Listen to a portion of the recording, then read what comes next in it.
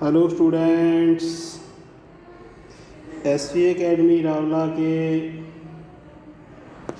Online platform पर online classes में आप सभी का बहुत बहुत स्वागत है। आज हम पढ़ेंगे कक्षा 10 की क्षितिज पुस्तक अनिवार्य हिंदी का लेसन नंबर 12 प्रेमचंद, जिसके राइटर हैं, और उनकी एक कहानी पढ़ेंगे ईदगाह, जो कि बाल मनोविज्ञान पर आधारित और चित्रात्मक भाषा की दृष्टि से बहुत ही महत्वपूर्ण और एक अनूठी कहानी है। तो सर्वप्रथम हम पढ़ेंगे हिंदी साहित्य के महान कथाकार, महान साहित्यकार प्रेमचंद का परिचय। भारत के शेक्सपियर के नाम से जाना जाता है इन्हें। कलम के धनी हैं, कलम के सिपाही हैं मुंशी प्रेमचंद। तो इनका सर्वप्रथम हम परिचय पढ़ेंगे।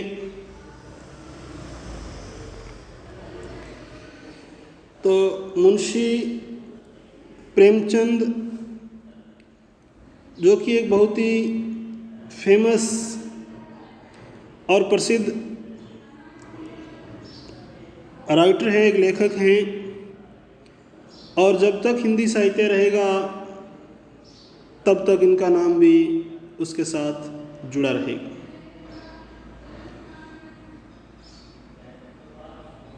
और बहुत सारी मुश्किलों का सामना भी किया इन्होंने। जैसे इनका मूलनाम धनपत राय था। सरकारी नौकरी भी इन्होंने की, त्यागपत्र दिया, फिर देश सेवा के लिए समर्पित हुए। प्रेमचंद ने नवाब राय के नाम से उर्दू में लेखन कार्य किया। फिर इनका जो पहला कहानी संग्रह था सोजे वतन नाम से आया, जिसमें देश का दर्द, सोजे वतन का अर्थ होता है देश का दर्द।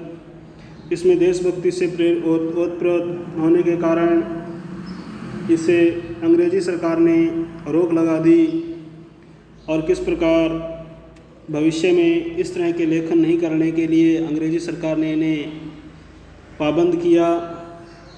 फिर इन्होंने किस प्रकार से अपना नाम बदलकर मुंशी प्रेमचंद के नाम से लिखना शुरू किया। यानी कि बहुत सारी मुश्किलों का इनको सामना करना पड़ा। तो पढ़ते हैं सर्वप्रथम इनका परिचय मुंशी प्रेमचंद का। इनका जन्म सन 1880 ईस्वी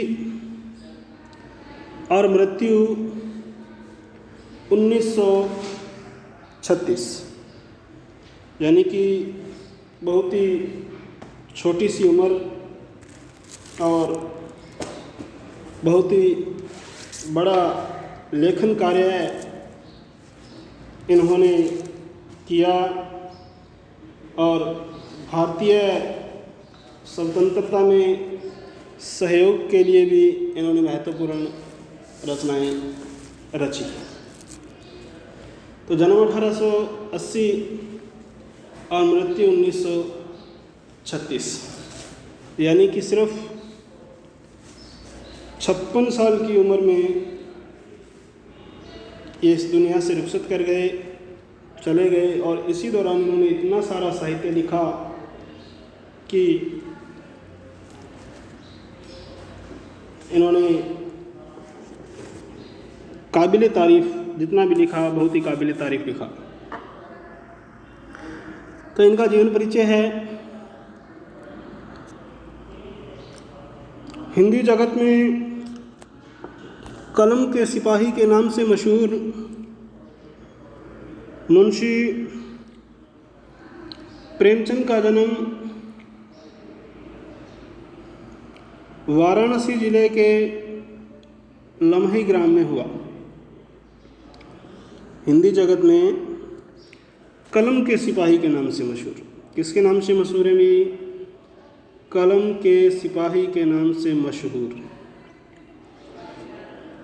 मुंशी प्रेमचंद का जन्म वाराणसी जिले के लम्ही गांव में हुआ। इनका मूल नाम धनपत राय था। अंडरलाइन कर लेना भाई, इनका मूल नाम धनपत राय था। इनका मूल नाम धनपत राय था। सरकारी नौकरी से त्यागपत्र देने के बाद उन्होंने अपना सारा जीवन लेखन कार्य के प्रति समर्पित कर दिया। सरकारी नौकरी भी की और उससे त्यागपत्र दिया और फिर अपना सारा जीवन लेखन कार्य को समर्पित कर दिया, अर्थात लिखने में ही व्यतीत कर दिया। प्रेमचंद उर्दू में नवाब राय के नाम से लेखन कार्य करते थे। ये सर्वप्रथम उर्दू के अंदर नवाब राय नाम से लेखन कार्य करते थे, लिखने का काम करते थे भी। उपन्यास के क्षेत्र में उनके योगदान को देखकर बंगाल के विख्यात उपन्यासकार, बंगाल का एक महान उपन्यासकार हुए शरतचंद्र चट्टोपाध्याय, शरतचंद्र चट्टोपाध्याय ने उन्हें उपन्यास सम्राट कहकर संबोधित किया है। अंडरलाइन कर लेना इसको भी। बंगाल के विख्यात उपन्यासकार शरतचंद्र चट्टोपाध्याय ने इन्हें उपन्यास सम्राट कहकर संबोधित किया था। बहुत ही अच्छी बात है। प्रश्न ये बनता है कि किस उपन्यासकार ने मुंशी प्रेमचंद को उपन्यास सम्राट कहकर संबोधित किया। तो इसका उत्तर लिखोगे आप, बंगाल के थे और वो प्रसिद्ध कौन? शरतचंद्र चट्टोपाध्याय।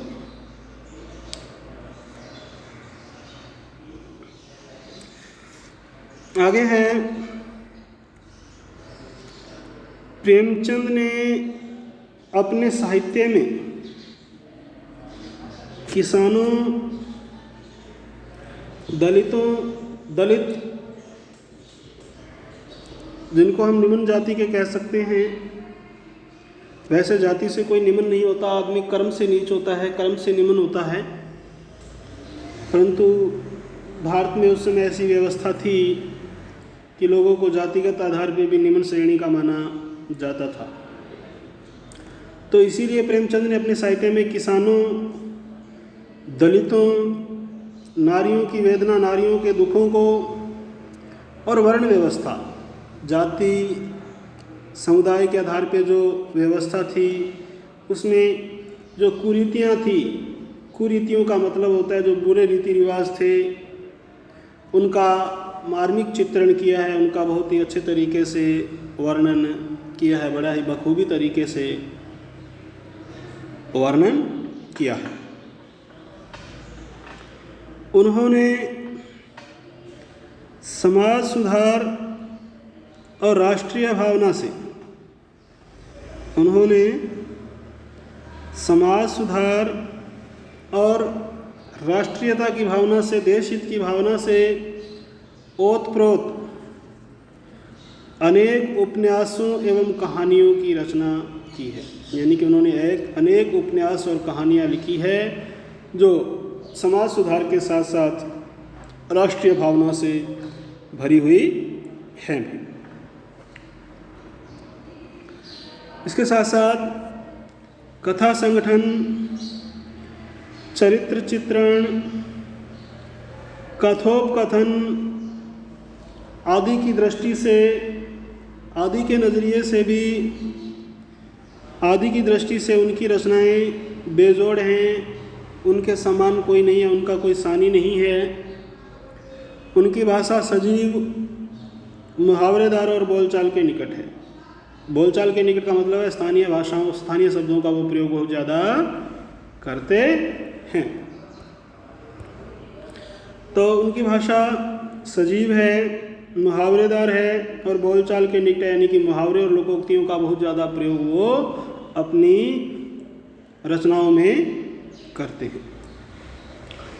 हिंदी भाषा को लोकप्रिय बनाने में उनका विशेष योगदान है, यानी कि हिंदी भाषा को लोकप्रिय बनाने में, लोकप्रिय का मतलब होता है लोगों में प्रिय बनाने के लिए, लोगों में अच्छी बनाने के लिए उन्होंने अपना विशेष योगदान दिया है, उन्होंने अपना महत्वपूर्ण योगदान प्रदान किया है। आगे है प्रेमचंद का पहला कहानी संग्रह। जो उनका पहला कहानी संग्रह था वो 1908 में प्रकाशित हुआ था, सोजे वतन नाम से।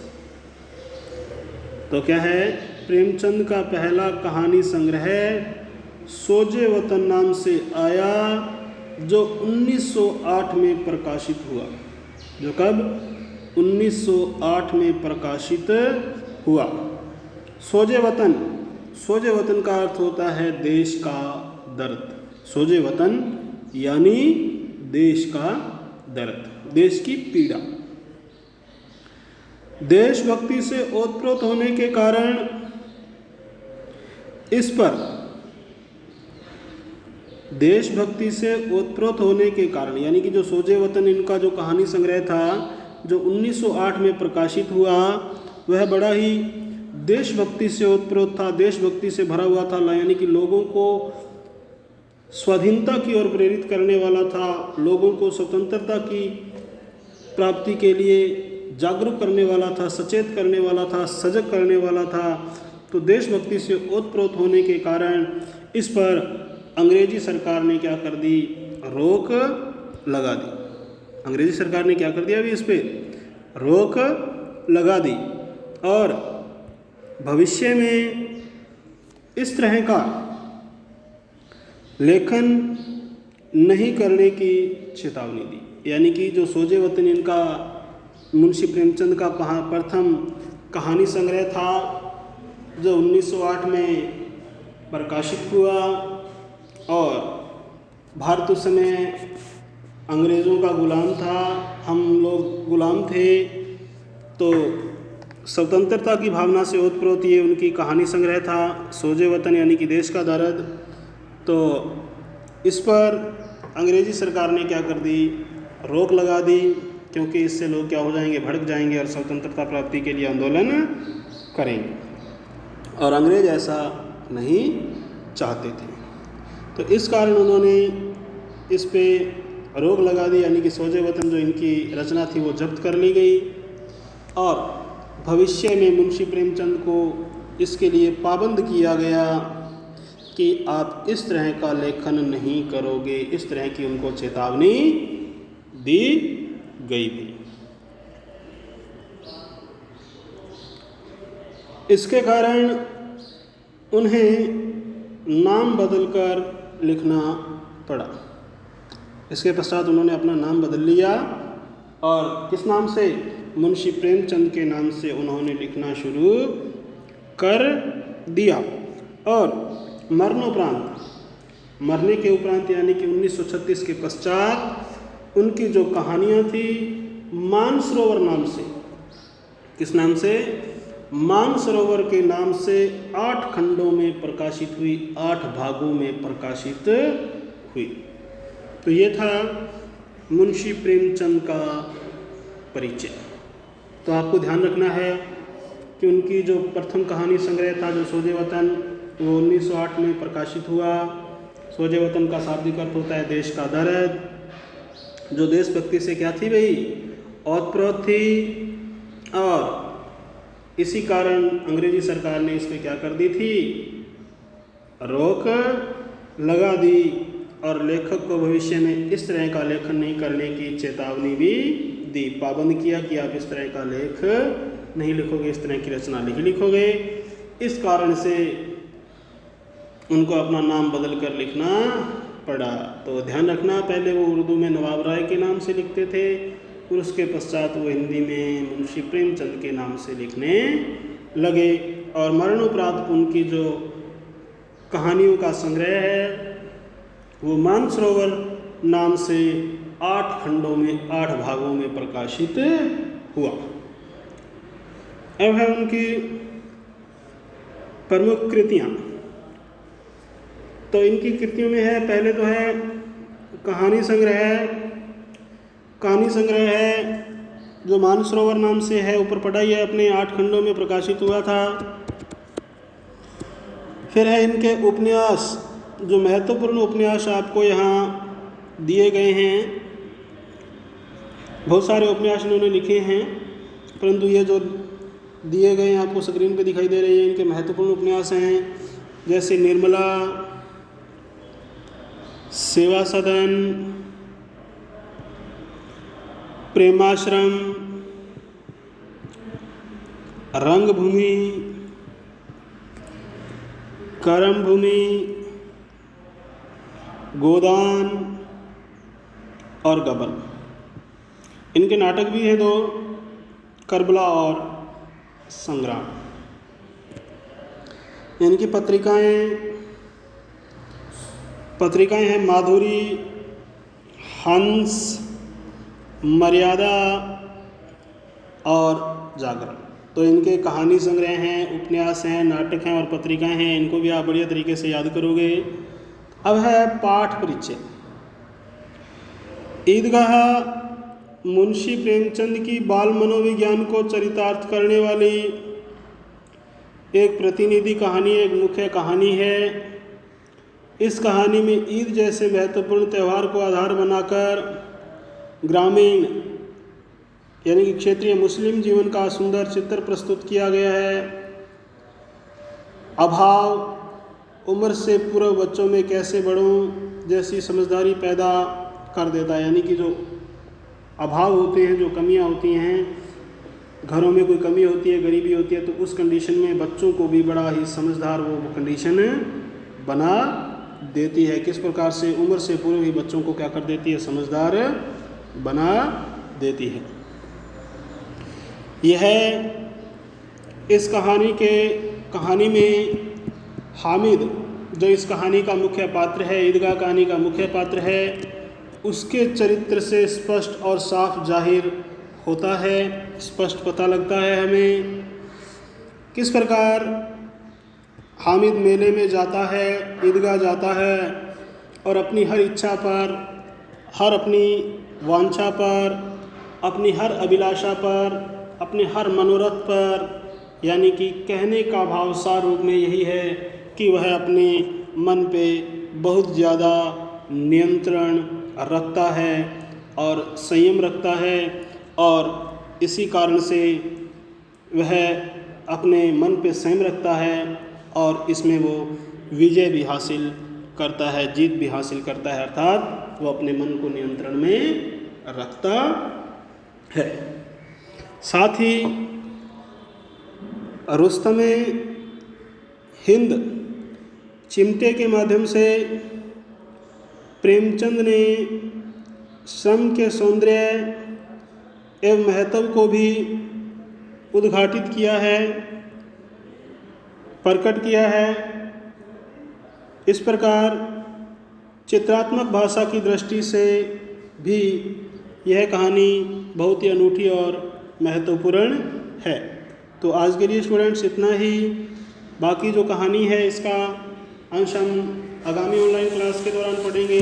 तो आज के लिए स्टूडेंट्स इतना ही। इसमें से आपको करना है प्रेमचंद का परिचय। इस क्वेश्चन को आप बढ़िया तरीके से अपनी फेयर बुक के अंदर फिर कॉपी के अंदर नोट करोगे।